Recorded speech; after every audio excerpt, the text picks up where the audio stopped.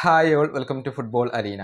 വരുന്ന summer transfer ജാലകത്തിൽ പ്രതിരോധ നിരയിലേക്ക് മികച്ച സെൻറ്റർ ബാക്കുമാരെ കൊണ്ടുവരാൻ റയലിന് താല്പര്യമുണ്ട് എന്ന റിപ്പോർട്ട് ഒരുപാട് തവണ പുറത്തേക്ക് വന്നതാണ്. ഒരുപാട് ഓപ്ഷനുകളെ ഇപ്പോൾ തന്നെ റയൽ പരിഗണിച്ച് തുടങ്ങിയിട്ടുണ്ട്. ആഴ്സണലിൻ്റെ താരമായ വില്യം സാലിബക്ക് റയൽ വലിയൊരു മുൻഗണന നൽകിയിരുന്നു.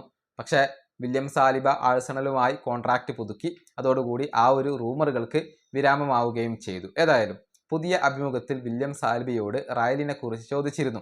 അതായത് റയലിൻ്റെ ഒരു ഇൻട്രസ്റ്റ് ഉണ്ടായിരുന്നല്ലോ, നിങ്ങൾക്ക് അവിടേക്ക് പോവാൻ താല്പര്യമുണ്ടായിരുന്നോ എന്നായിരുന്നു ചോദ്യം. തീർച്ചയായും ഏത് ക്ലബിൽ നിന്ന് ഇൻട്രസ്റ്റ് വന്നാലും അത് നമ്മെ പ്രലോഭിപ്പിക്കുന്ന ഒന്നാണ് എന്നാണ് സാലിബ പറഞ്ഞിട്ടുള്ളത്. പക്ഷേ ഗണ്ണേഴ്സിനോടൊപ്പം കിരീടം നേടാതെ താൻ മറ്റെങ്ങോട്ടും ഇല്ല എന്ന ഒരു നിലപാടാണ് സാലിബ ഇപ്പോൾ വ്യക്തമാക്കിയിട്ടുള്ളത്.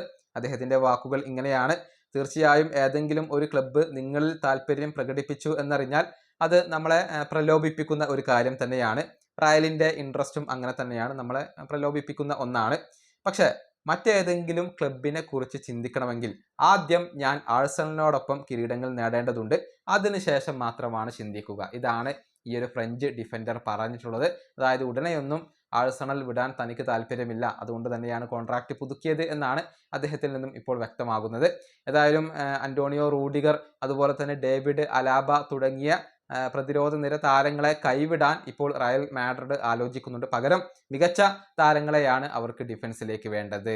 ഈ വീഡിയോ അവസാനിപ്പിക്കുന്നു. അടുത്തൊരു വീണ്ടും കാണാം.